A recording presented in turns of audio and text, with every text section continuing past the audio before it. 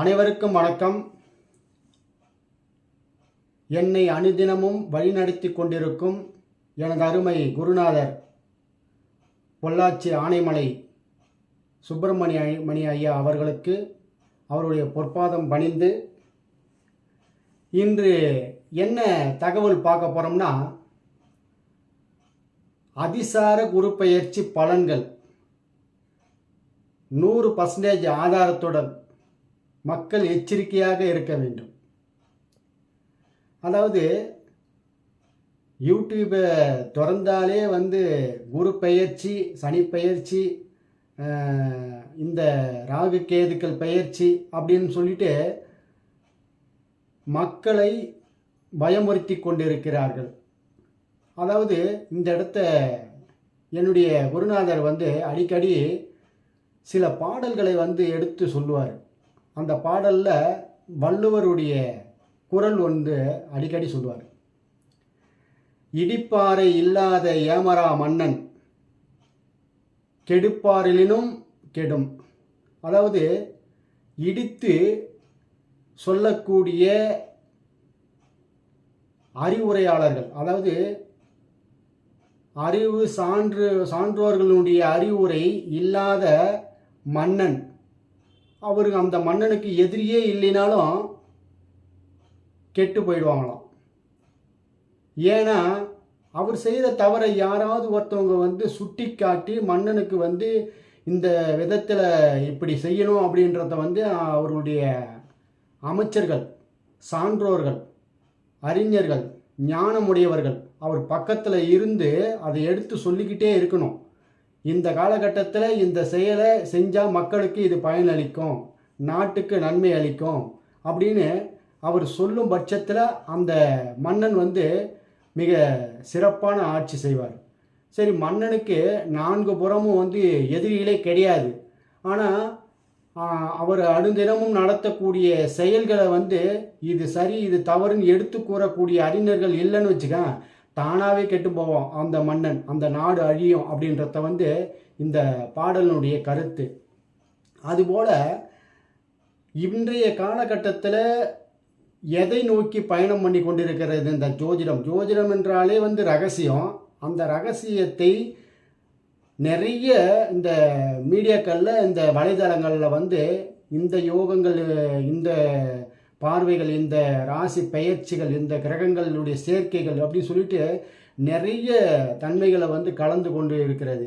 இப்படியா இருக்கும் பட்சத்தில் நானே பல விதமான முறைகளை கற்றறிந்து வந்து கொண்டிருக்கும் பொழுது ஆதிகால பாரம்பரியத்தினுடைய தன்மையை யார் தான் அதை பயன்படுத்துகிறாங்க அப்படின்ற ஒரு அறிமுகம் என்னுடைய இறைவன் வள்ளல் பெருமான் எனக்கு அறிமுகப்படுத்தி விட்டார். அது எப்படி அறிமுகமானார் என்னுடைய குருநாதர்ன்றதை என்னாலேயே நினச்சி பார்க்க முடியல. அப்படி அறிமுகமான பிறகு சில விஷயங்களை எடுத்து சொல்லுவார். அது அற்புதமாக இருக்கும்.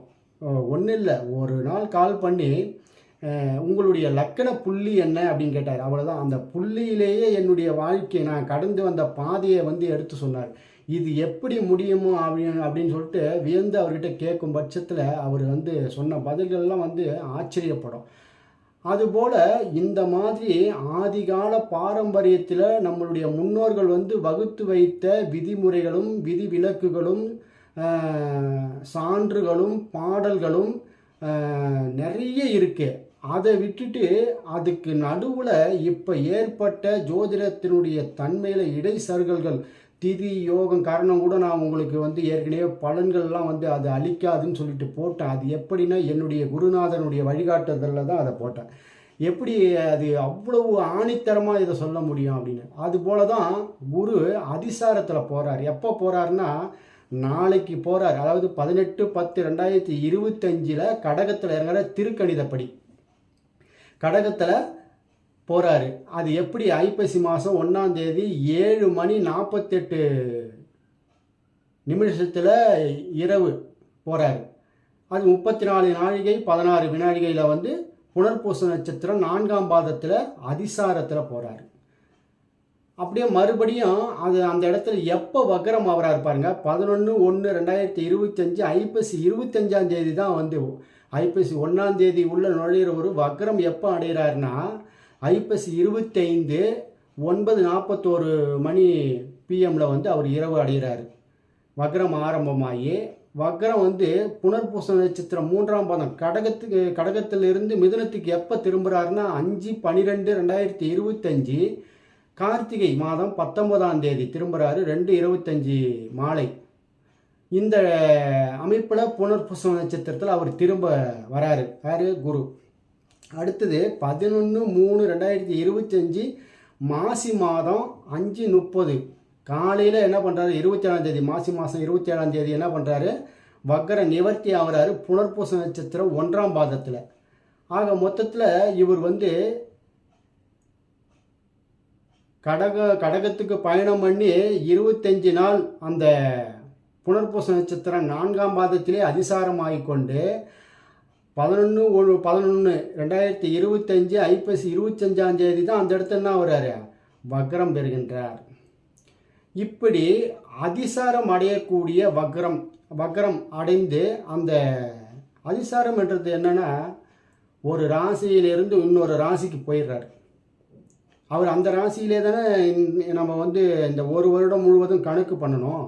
அதை மீறியும் அது கடகத்தில் நமக்கு காட்சி அளிக்கிறார். எப்படி அளிக்கிறார்னா, பூமியிலிருந்து பார்க்கும்போது மண்டலத்தில் அவர் வந்து அவங்க மட்டும் நகர்ந்து போய்கிட்டே இருப்பாங்க.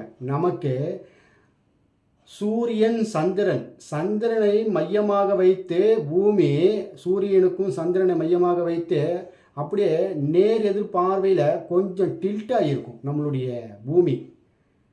அந்த பூமி கொஞ்சம் அப்படி சாய்ந்து இருக்கிறதுனால்தான் நம்மளுடைய கிரகங்களை வந்து வளிமண்டலத்தில் அதை அறிந்து தெரிந்து கால நிர்ணயம் பண்ணுறதுக்கு ஏதுவாக இருக்குதுன்றத நம்மளுடைய முன்னோர்கள், சித்தர்கள், ஞானிகள், யோகிகள் வந்து அறிந்து விட்டு சொல்லிட்டு போயிருக்காங்க.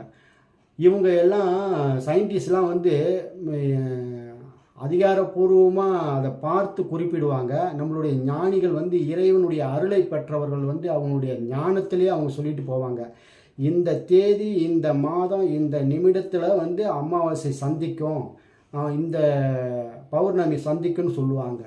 எங்கே எப்படி போனாலும் சரி, பொழுது போனால் வீடு வந்து அடைஞ்சிடறோம்ல, அதுபோல தான் எங்கே எப்படி கிரகங்கள் நகர்ந்து கொண்டு வளிமண்டலத்தில் நகர்ந்தாலும் அதை சரி செய்வதற்கு உண்டான காலகட்டங்கள் வந்து இறைவன் வந்து வகுத்து வச்சிருக்கிறார்.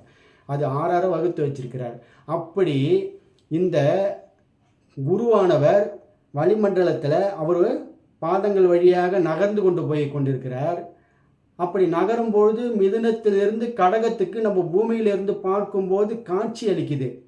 புனர்பூச நட்சத்திரத்தில் பயணம் பண்ணுற மாதிரி காட்சி அளிக்குது. அந்த காட்சி அளிக்கக்கூடிய தன்மையை என்னன்னு சொல்கிறது அப்படின்னா, உங்களுக்கு புரிகிற மாதிரி சொல்லணும்னு வச்சுங்களேன். இப்போ வந்து ஒரு இடத்துல பெண் இருக்கும், திருமணம் பண்ணுறதுக்கு ஒரு இடத்துல பையன் இருப்பாங்க.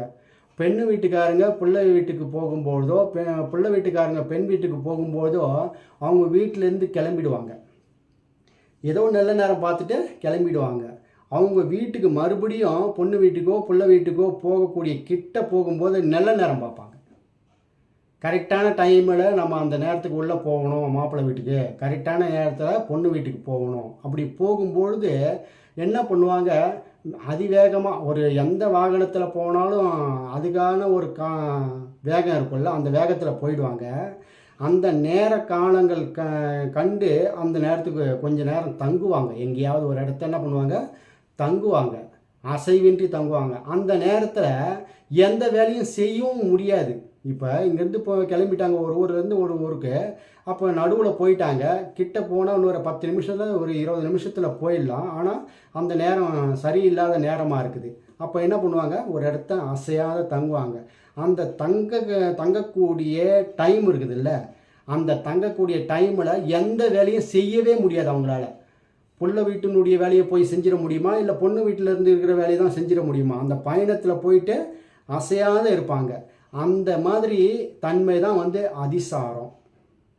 அதிசாரன்றது வந்து அடிக்கடி நிகழாது. எப்போ அடிக்கடி வந்து பொண்ணு பார்க்குறதுக்கு போக மாட்டாங்க. அடிக்கடி வந்து நல்ல நேரம் பார்த்துக்கிட்டு மாப்பிள்ளை வீட்டுக்குள்ளே நுழையிறதா, அடுத்தது பொண்ணு வீட்டுக்குள்ளே நுழையிறதான்னு சொல்லிட்டு அடிக்கடிலாம் பார்த்துக்கிட்டு இருக்க மாட்டாங்க.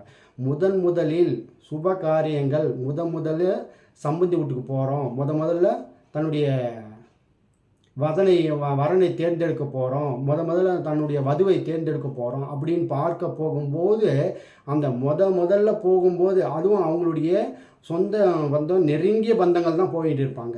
அந்த மாதிரி இந்த குருவானவர் தன்னுடைய சொந்த நட்சத்திரத்தில் மட்டும்தான் அதிசாரம் ஆவார்.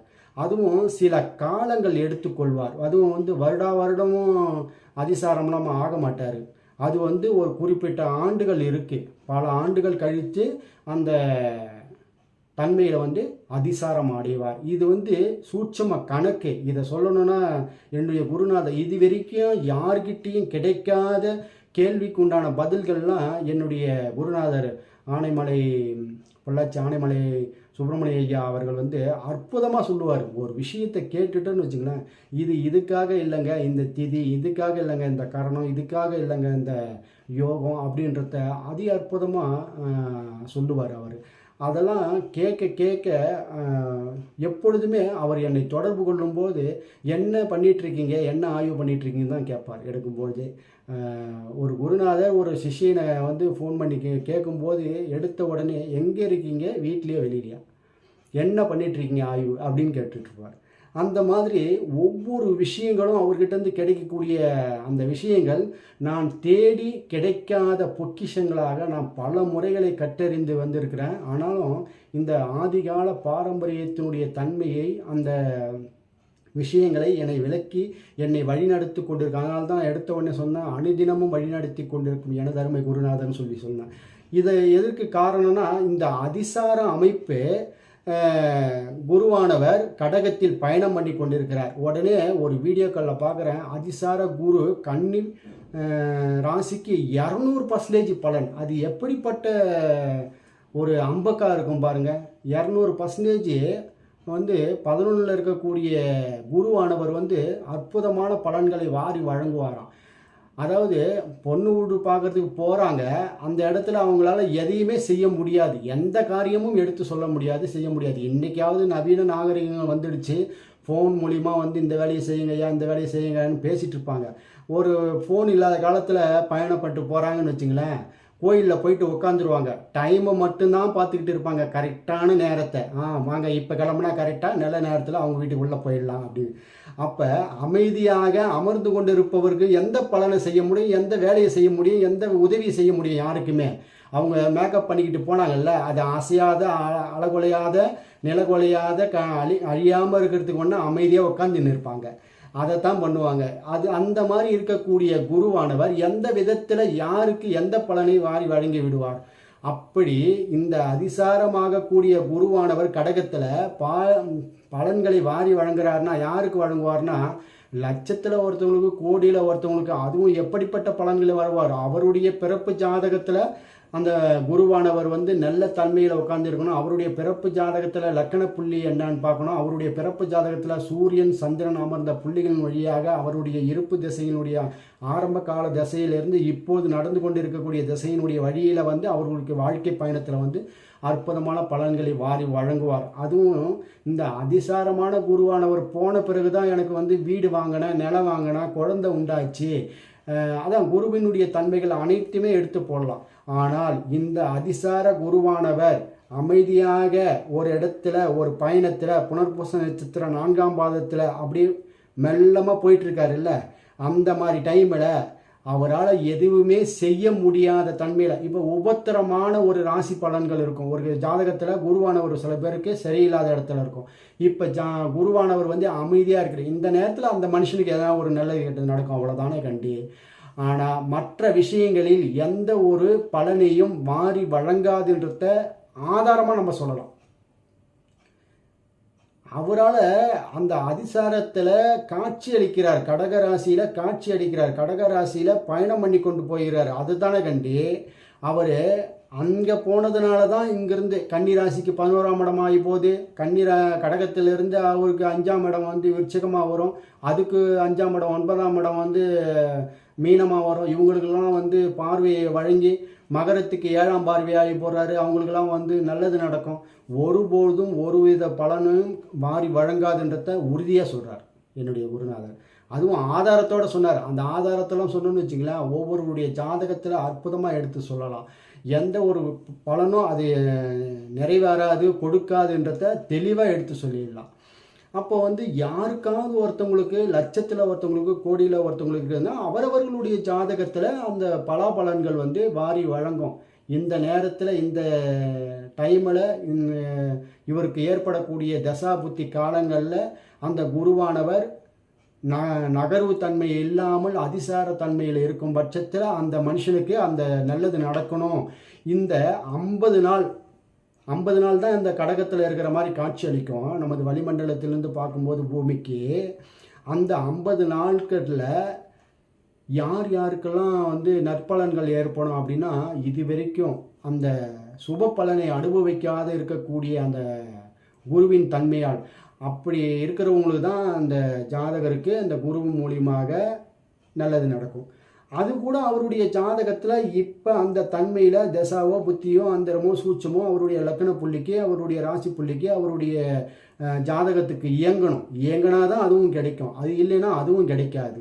ஆனால் பொதுவான பலன்கள் அப்படின்னு பார்க்கும்பொழுது குரு தன்னுடைய நிலைமையை தன்னுடைய ஆதார பயணங்களில் வளிமண்டலத்தில் பயணம் பண்ணும்போது இப்போ அந்த 50 நாட்கள்லையும் பொருளாதார வீழ்ச்சி அடையிறதுக்கு உண்டான வாய்ப்புகள் நிறைய இருக்குது. அது வந்து உலக லெவல்லையாக இருந்தாலும் சரி, இல்லை ஒரு குடும்ப லெவல்லையாக இருந்தாலும் சரி, இல்லை ஒரு தனி மனிதனுடைய ஜாதகத்திலையாக இருந்தாலும் சரி, அவரவர்களுடைய பிராப்தத்துக்கு ஏற்றார் போல் நஷ்டங்கள் ஏற்படுவதற்கு வாய்ப்புகள் நிறைய உண்டு. பொருளாதார சீரழிவு ஏற்படுறதுக்கு உண்டான வாய்ப்புகள் நிறைய இருக்குது. குரு மூலியமாக கிடைக்கக்கூடிய உங்கள் ஜாதகத்தினுடைய ஆதிபத்தியத்திலான ஏற்படக்கூடிய விபரீதங்கள் அசம்பாவிதங்கள் ஏற்படுறதுக்கு உண்டான இந்த குரு அதிசாரத்தில் பயணம் பண்ணும்போது கண்டிப்பாக ஏற்படும்.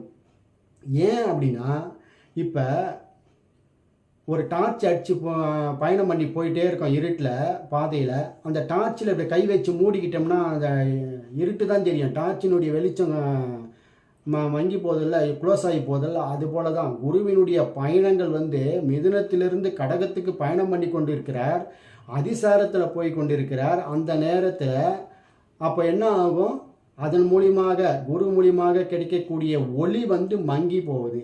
அப்போ ஒளி இல்லாமல் இருக்கக்கூடிய தன்மையில் வந்து அந்த இடத்துல எப்படி வந்து சுப பலன்களையும் மிகப்பெரிய பலன்களை வாரி வழங்கிடும் மற்ற ராசிகளுக்கு. இயற்கையாகவே அவரவர்களுடைய ஜாதகத்தின்படி அந்த அமைப்பு இருக்கும் பட்சத்தில் அவங்களுக்கு கூட அந்த நேரத்தில் ஸ்தம்பித்து நிற்கக்கூடிய தன்மை தான் இருக்கும். குருவின் மூலியமாக பலனை பெற்றுக்கொண்டு இருக்கக்கூடிய ஜாதகராக இருந்தால் சரி. இதை இந்த மாதிரி ஆதிகால பாரம்பரியத்தில் கொடுக்கக்கூடிய உதாரணங்களும் ஆதாரங்களும் அற்புதமான பலன்களாக இருக்குது. இதை நாம் எடுத்து சொன்னோம்னா நமக்கு வந்து நிறைய நெகட்டிவிட்டி நிறைய கமெண்டுகள் வரும். இதை வந்து நீங்களே செக் பண்ணி பார்த்தீங்கன்னா உங்களுக்கு ஆதாரமாக அதை தெரியும். இந்த மாதிரி கிடைக்கக்கூடிய தன்மைகள்லாம் எப்படிலாம் கிடைக்குது பாருங்கள். எவ்வளவு புத்தகங்களை படித்தாலும் எவ்வளவு புத்தகங்களை வாரி படித்து அதன் மூலியமாக அறிவை பெற்றுக்கொண்டாலும் நம்மளால் இந்த ஞானத்தை எல்லாம் அடைய முடியாது.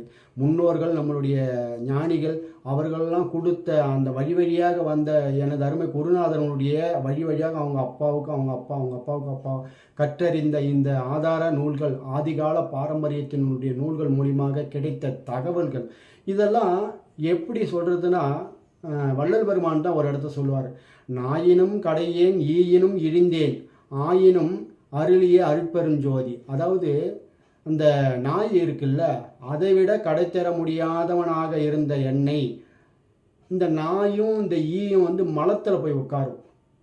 அது வந்து அந்த மலம்ன்றது வேற. அவர் இங்கே வள்ளல் பெருமான் சொல்கிற மலம்ன்றது என்னன்னா, மனிதர்கள் 3 மலங்களில் வந்து சிக்கி கொண்டிருப்பாங்க. மனிதர்கள் ஆணவம் கண்மம் மாயை இந்த மலங்களில் சிக்கி கொண்டிருக்கக்கூடிய மனிதனாக நாயாக ஈயாக இருந்த என்னை அதுலேயும் என்னை வந்து கடை தேரத்துக்கு வந்து இந்த இடத்த என்னை ஒளி காட்டி அருளிய அருட்பெருஞ்சோதின்னு சொல்லிட்டு சொல்லுவார். வள்ளல் பெருமான் எப்பேற்பட்ட மகான். அவரே வந்து இந்த வார்த்தைகள்லாம் சொல்கிறாருன்னா, நான்லாம் வந்து இந்த மாதிரி பரம்பரையாக வந்த ஜோதிடர்களும் அல்ல. பல நூல்களை பல வழிமுறைகளை கற்றறிந்த பிறகும் எனக்கு அதில் வந்து திருப்தியும் அடையலை. இந்த ஆதிகால பாரம்பரியத்தின் மூலியமாக கற்றிருக்கும் போது பலன்களை மிக எளிமையாக வரும் வாடிக்கையாளர்களுக்கு அவர்களுக்கு ஏதாவது ஒரு வகையில் வந்து இது பயனுள்ள தகவலாக இருக்கும் அப்படின்றது தான் இந்த வீடியோவை நான் பதிவு பண்ணியிருக்கேன். அதாவது தோத்திரங்கள் புகழேன் பாத்திரம் அல்லேன் ஆத்திரமளித்த அருட்பெருஞ்சோதி. அதாவது எப்படி சொல்கிறதுனா, எனக்கு பல தோத்திரங்களும் தெரியாது, அப்படியே பல பாத்திரங்கள்னா அந்த பாத்திரத்துக்கு உண்டான தகுதியும் எனக்கு இல்லை. இருந்தாலும் ஆத்திரமளித்த அருட்பெருஞ்சோதி. ஆத்திரம்னா விரைவாக. ஏன்னா வள்ளல் பெருமான் 51 வயசுலேயே அந்த தன்மையை அடைஞ்சிட்டார். அப்படின்னா எவ்வளோ விரைவாக இறைவன் சிறு வயதிலே ஆட்கொண்டு அளித்தார் இல்லை. அந்த மாதிரி பல ஆண்டுகளாக கற்றறிந்த கல்வி முறைகளை இவ்வளவு எளிமையாக சுருக்கி இப்படித்தான். அதாவது என்னுடைய குருநாதர் சொல்லுவார், கஞ்சி குடிக்கிறதுக்கு வழிவகை செய்தால் போதும் ஆண்டவன், மற்றதெல்லாம் இயல்பாக நடந்துரும் அப்படின்னு சொல்லுவார். அப்படின்னா பணம் ஒரு பொருட்டல்ல. ஏன்னா எவ்வளவு பெரிய பணக்காரராக இருந்தாலும் சிக்கலான காலங்களில் போராட்டங்களில் அவங்க ஜாதகத்தை பார்ப்பாங்க. அப்படிப்பட்ட மனிதர்களுக்கும் வழிகாட்டுறது, இல்லாத ஒரு மனிதனுக்கும் வழிகாட்டுறது, எப்படிப்பட்ட மனிதனுக்கும் ஒரு வழிகாட்டியாக விளங்குவது எதுன்னு பார்த்தோம்னா அந்த ஜோதிடத்துறை. அப்படி ஒரு சிக்கலான ஒரு ஜோதிடத்துடைய ஒரு ரகசியமான ஒரு ஜோதிடத்துடைய பல ஆண்டுகள் கற்றறிந்த ஒரு விஷயத்தை ஒரு சீக்கிரத்தில் ஒரு விரைவான ஒரு அமைப்பில் அதை எங்களுக்கு அளித்து கொண்டிருக்கும் எனது அருமை, அனுதினமும் என்னை வழிநடத்தி கொண்டிருக்கும் எனது அருமை பொள்ளாச்சி ஆனைமலை சுப்பிரமணிய ஐயா அவர்களுக்கு பல கோடி நன்றியை இந்த இடத்துல தெரிவித்து, இந்த அதிசார குரு எவ்விதத்திலும் எவ்வகையிலையும் எல்லாருக்கும் இந்த கடகத்தின் மூலியமாக இறங்கின உடனே அங்கிருந்து 159 3711 இந்த மாதிரி தன்மையில் பலன்களை வாரி வழங்கி விடுவார் என்று நீங்கள் ஏதாவது ஒரு கணக்கு போட்டுக்கிட்டு ஏதாவது பொருளோ நிலத்தையோ ஒரு இழப்பீடுகளை சந்திக்க வேண்டாம்ன்றது தான் இந்த எச்சரிக்கையான இந்த வீடியோவை உங்களுக்கு பதிவு பண்ணியிருக்கேன். அதிசார குரு பெயர்ச்சி 100% ஆதாரத்தோடு சொல்கிறேன். அப்படி ஏதாவது ஒரு விதத்தில் சிக்கிக்கொண்டு இந்த வீடியோவை பார்த்த பிறகாவது நீங்கள் மாறிற்றிக்கொள்ளவில்லை என்றால் கண்டிப்பாக நீங்கள் சிக்கிக்குன்றதை நம்ம எளிமையாக தெளிவாக எடுத்து சொல்லலாம். ஏன் அப்படி சொல்கிறோம்னா, இந்த அதிசார குரு அவர் கடகத்தில் பயணம் பண்ணிட்டாரு அப்படின்றது உங்களுடைய ஜாதகத்தில் உங்களுடைய அமைப்பில் எப்படி இருக்குது, சுய ஜாதகத்தில் உங்களுடைய பிறப்பு ஜாதகத்தில் எப்படி இருக்குதுன்றது தான் முக்கியமானது ஒன்று. கோச்சாரத்தில் குரு பெயர்ச்சியினால், ஆனால் கோச்சாரத்தில் பலன்கள் உண்டு, எப்படி எந்த இடத்துல அப்படின்றது தான் முக்கியமாக பார்க்கப்படக்கூடியதாக இருக்கும். அது உங்களுடைய பிறப்பு லக்கணத்தையும் உங்களுடைய பிறப்பு உடல் புள்ளியுமே சார்ந்து தான் அமையும். இந்த கோச்சாரத்தில் கிரகங்கள் பயணப்பட்டி போயிட்டுருக்குல்ல, அது எங்கெங்கெல்லாம் தொடர்பு வரும் அப்படின்னா, உங்களுடைய தசாபுத்தியோடு தொடர்பு வந்துடும், உங்களுடைய லக்கண புள்ளியோடு தொடர்பு வந்துடும், உங்களுடைய உடல் புள்ளி சந்திரன் பெற்ற புள்ளியோடு ராசியோடு தொடர்பு வந்துடும். அதனால தான் என்னுடைய குருநாதர் சொல்லுவார் அடிக்கடி, நீங்கள் ஏங்க கோச்சாரத்தை பார்த்துட்ருக்கீங்க, உங்களுடைய ஜாதகத்தை பார்த்தாலே உங்களுடைய ஜாதகத்தோடு உங்களோடு ஒட்டியே அது பயணம் பண்ணி கொண்டு இருக்குங்க. உங்களுடைய ஆத்மா உங்களுடைய உடலிலே தான் பயணம் பண்ணி கொண்டு இருக்கிறது, வேறு எங்கே நீங்கள் ஏன் தேடி நடக்கிறீங்க அப்படின்னு சொல்லிட்டு அடிக்கடி அதை எங்களுக்கு ஞாபகப்படுத்துவார்.